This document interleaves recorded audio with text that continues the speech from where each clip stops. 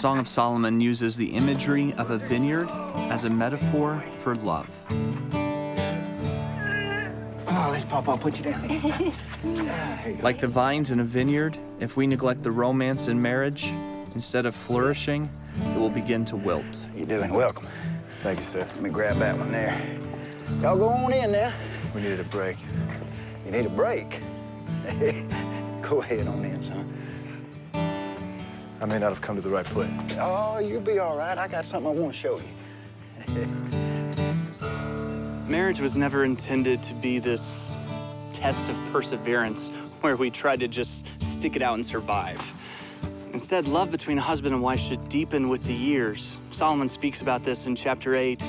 He says, love is as strong as death. It burns like a blazing fire and like a mighty flame. Many waters cannot quench love, and rivers cannot wash it away. And that's the kind of love that we long for. A love that isn't just practical, but a love that's passionate. In the Bible, God uses marriage as a way to portray the kind of love relationship he wants with us. In fact, that's why Jesus is often described as the groom and the church is portrayed as the bride. And in Revelation chapter 2, Jesus, the groom, writes to the bride, the church, and here's what he says. He says, I hold this against you. You have forsaken your first love. In other words, with all the busyness of life and the distractions and the demands, they had forgotten what's most important, love. And in this passage, God gives a formula for rekindling love in any relationship. And so whether it's your most important relationship, your relationship with Jesus, or the second most important relationship in your life, your relationship with your spouse, this wisdom from Revelation 2, it works. When it comes to what can rob our relationships of romance, the list is long. And without realizing it, we can end up becoming nothing more than close friends or business partners who sleep on very separate sides of the bed.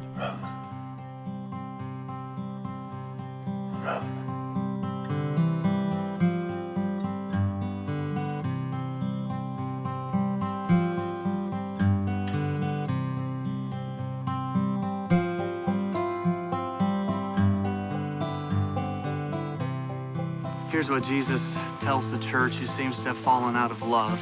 In Revelation chapter 2, verse 5, Jesus says, remember the height from which you've fallen, repent, and do the things you did at first. So the first part of the formula for rekindling romance is to remember the way things were.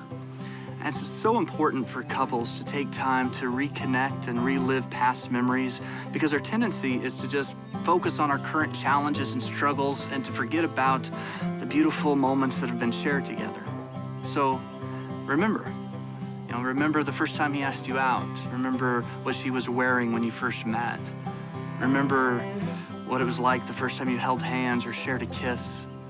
The opening of Solomon's book begins with the bride saying, let him kiss me with the kisses of his mouth. And she remembers it as being more delightful than wine. I remember when I first told my wife I loved her. I remember getting down on one knee and asking her to be my bride. I remember when her eyes filled with tears of joy and she told me she was pregnant. I remember dancing with her on the beach in Cancun late into the night. And even now, as I remember those things, it begins to rekindle feelings of romance. And so Jesus says, remember the way things used to be. And then he gives a second command. He says to repent. That's hard to do. It's hard to acknowledge that you've let the vineyard go. It's hard to say that you're sorry. Sorry for missing an anniversary or skipping date nights. It's hard to say you're sorry for being selfish or critical or harsh or demanding, but I can tell you that I've had to do that often as a husband. More recently, I was kneeling down beside my oldest daughter's bed and I was praying for her before she fell asleep. I began to pray about the kind of husband she might one day marry, and in the middle of the prayer, I realized I'm not being that kind of husband. And immediately I wanted to make some changes, but first I needed to repent. I needed to tell my wife I was sorry, and then it was time to give some overdue attention to the vineyard. Oh, come on, buddy. Come on, you got, you got me. You got me. I'm dead. You got me. I'm done. You gonna help me? All right. Dad. Sorry. I found this. See, okay, all right. What are you doing, buddy? I thought he was getting me again. faster. No, you're making them grow faster, huh? Oh, buddy, that's not how it works. If you try to force them, you'll get bad grapes. You want bad grapes? Yes. No. No, you don't want bad grapes. Yes, I do. Treat them right. Okay. Give them time. Okay. And when they're ready, they'll let you know. Okay.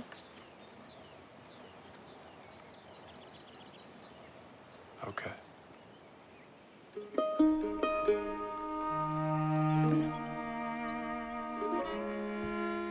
Your home needs some work.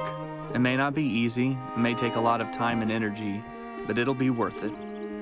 Max Lucado said, Satan won't suddenly steal your marriage from you, he'll do something far worse. He'll replace evening gowns with bathrobes, nights on the town with evenings in the recliner. He'll replace romance with routine. Maybe you've heard the old saying, familiarity breeds contempt. That may be true, but I think it's more accurate to say that familiarity breeds indifference. After spending enough time with someone, it's easy to take them for granted. I know it seems like romantic feelings should come naturally and easily, but in reality, it requires hard work and intentional effort. But in the end, it's worth it. Lastly, Jesus tells the church in Revelation chapter 2 to do the things you did at first. And so he gives us this three-part formula for rekindling love in a relationship. First, you remember the way things used to be. Secondly, you repent for your part in the way things have become. And lastly, you do what you used to do. I'm with your grandpa, okay? We'll be back in a couple hours, huh? Bye. Paul Harvey tells an inspiring story about comedian Jack Benny. When he first started dating the woman that would become his wife, he would send her one red rose every day. But after the marriage, the roses kept coming. They continued throughout the honeymoon and the first year of marriage, every day, through the 10th year of marriage, every day. In fact, his wife received a red rose every day throughout their marriage. But after Jack Benny died, the flowers continued to come. A few weeks after his death, Jack Benny's widow called the florist to inform her that Jack had passed away and they no longer needed to send a red rose every day. But the florist explained, "No, Mrs. Benny, you don't understand. Your husband, prior to his death, made provision for you to receive a red rose every day for the rest of your life. It's not just while you're dating, but it's throughout marriage that you need to intentionally, thoughtfully, and sacrificially work at romance. So it may be time to go back and do the things you did at first."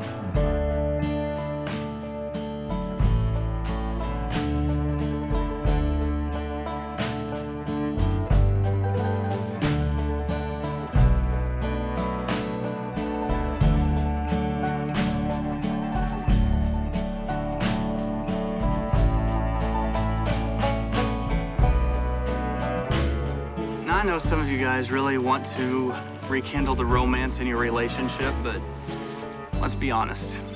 It doesn't come naturally and you're not sure where to start. But Jesus says in Revelation to do the things you did at first. I was thinking that it might be helpful if we put together, us guys, a to-do list of things we used to do but don't do anymore that we should probably start doing again. So on that list might be things like call her for no reason, just to tell her you're thinking of her, or leave a love note out for her to find, or take her out to her favorite restaurant, not because it's a special occasion, and turn the TV off every time she walks in the room, or at least push pause so you can give her your full attention. Ask her opinion about a difficult decision, or kiss her as soon as you walk in the door, or buy her a gift that she didn't ask for and frankly you can't quite afford. Take a shower and put on cologne before getting close to her. And maybe on that list would be something like try to make her laugh every day. Now, when you hear that, maybe you think, well, if I do that, she's not going to do that for me. Or maybe as the wife, you think, if I try to express that kind of love to him, it's going to be a one-way street. And here's what I would say. You may be right. You may put in all the effort and not get much in return, but the Bible tells us that we're to love each other the way that Christ loved us, which is sacrificially. In fact, Ephesians tells us as husbands to love our wives the way Christ loved the church and gave himself up for her. And so the more we understand and experience his love, the more we're going to be able to love our spouse that way. The more you know his love, the more deeply you'll be able to express it. Nothing will rekindle romance more quickly than falling in love with Jesus.